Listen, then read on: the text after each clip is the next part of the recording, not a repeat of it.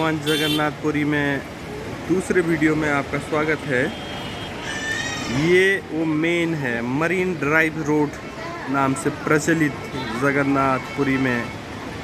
एक तरफ जहाँ ये रोड सी बीच को अलग करती है तो ठीक दूसरी तरफ उसके होटल्स की लाइन लगी हुई है।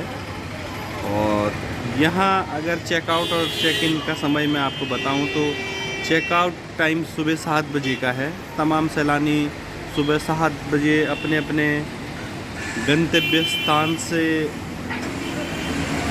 यहाँ पहुँचते हैं और जो यहाँ से बाहर जाने वाले लोग हैं वो सुबह 7 बजे का समय को जो है तमाम होटल्स इंडस्ट्रीज़ ने यहाँ पर चेकआउट चेक इन टाइम को डिसाइड किया है। आप देख सकते हैं कि भगवान जगन्नाथपुरी दर्शन अपने आप में ही एक रोमांचक है। कुछ बर्ड्स यहाँ पर हैं जो बेसिकली प्रवासी पक्षियाँ हैं और ये साइबेरिया से तरीक़न यहाँ पर आती हैं इस मंथ में। और यहाँ जैसे जैसे इनका हुजूम बढ़ता है तो माना जाता है कि जैसे साइबेरिया में इस समय ठंड का मौसम बहुत ज़्यादा है, आप जानते हैं कि इस समय वहाँ बर्फ़ से ढका रहता है, तो तमाम बर्ड्स जो माइग्रेटरी बर्ड्स हैं ये वहाँ से भारत की तरफ रुख करती हैं और इन स्थलों पर अपना सदियों से अपना बसेरा यहाँ पर करती हैं। और धीरे धीरे जिस तरह से पॉल्यूशन बढ़ रहा है और जिस तरह से ग्लोबलाइजेशन और क्लाइमेट चेंज जो हो रहा है उसको ध्यान में रखते हुए लगातार इनकी प्रवासी पक्षियों की जो तादाद है वो कम हुई है पिछले कई सालों में। और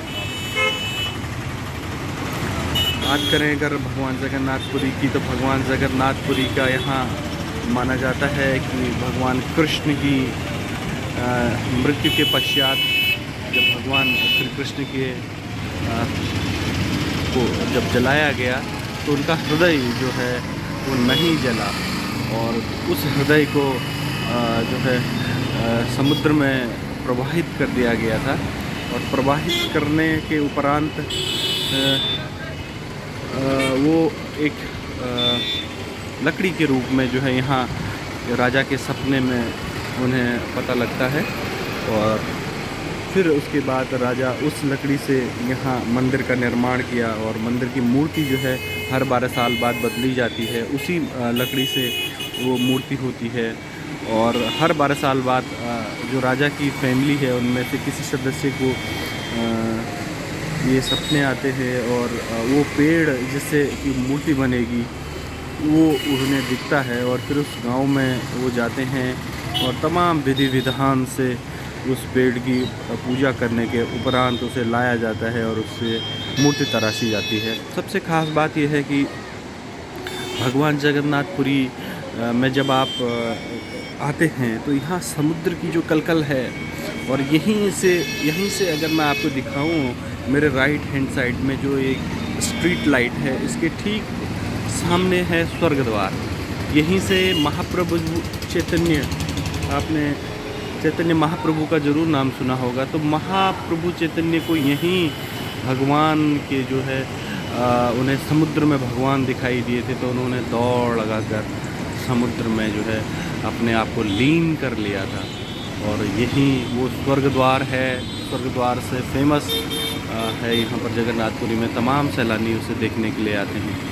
जैसा कि मैं बात कर रहा था कि भगवान की जब मूर्ति तराशी जाती है तो उसके उपरांत होता यह है कि पूरे उड़ीसा सरकार यहाँ पर जिस दिन नई मूर्ति को मंदिर के अंदर विद्यमान किया जाता है उस दिन उस समय के लिए उड़ीसा सरकार यहाँ पूरी तरह से लाइट बंद कर लेती है रात का समय जब रहता है।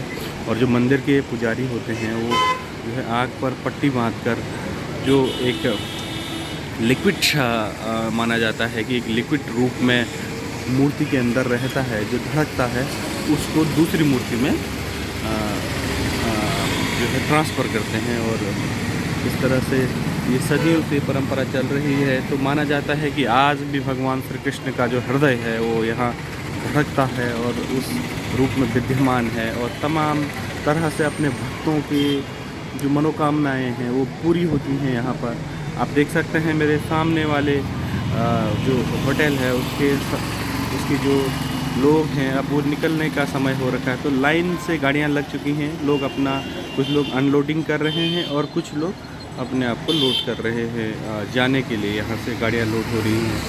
और सन आप देख सकते हैं आज आसमान में बहुत अच्छी तरह से, जब सन की जो सूर्य की किरणें हैं समुद्र के जल पर पड़ती हैं तो मानो एक अजीब सा आपके दिलों में एक चंचल सी बढ़ती है। आप देख सकते हैं लहरें जब पास आती हैं आपकी और उन पर सूर्य की किरणें होती हैं तो उनका रंग जो है बिल्कुल गोल्डन हो जाता है। और गोल्डन कलर होने के कारण ही यहाँ से थोड़ा सा आगे का आप जाएंगे, यहाँ से 10 किलोमीटर आगे एक गोल्डन बीच उड़ीसा सरकार ने यहाँ पर बनाया है सैलानियों के लिए। तो बहुत कुछ है पुरी के अंदर। यहाँ से 40 किलोमीटर की डिस्टेंस पे चिलिका, आप जानते हैं सबसे बड़ी जो झील है वो यहाँ से थोड़ी सी आगे है। और साइड बाय सीन के लिए अगर आप यहाँ आना चाहें तो निश्चित रूप से आप आ सकते हैं। और इस तरह से सैलानियाँ अपने यहाँ अपने साजो सामान और अपने परिवार के साथ आना पसंद करते हैं। और भारत के तमाम जो टूरिज़्म सेक्टर है उसका आप एक नज़ारा देख सकते हैं कि किस तरह से इंडस्ट्री यहाँ चलती है। यहाँ दोनों ही तरह से लोग हैं। उड़िया जो कल्चर है वो यहाँ पर लोग ख़रीदते हैं, उसे पसंद करते हैं। उनकी ड्रेसेस, उनके खाना, उनका मिठाइयाँ, तो आप मतलब बहुत चीज़ें आपको यहाँ देखने को मिलेंगी। तो इस वीडियो में इतना ही, अगले वीडियो में फिर हम आपको मिलते हैं।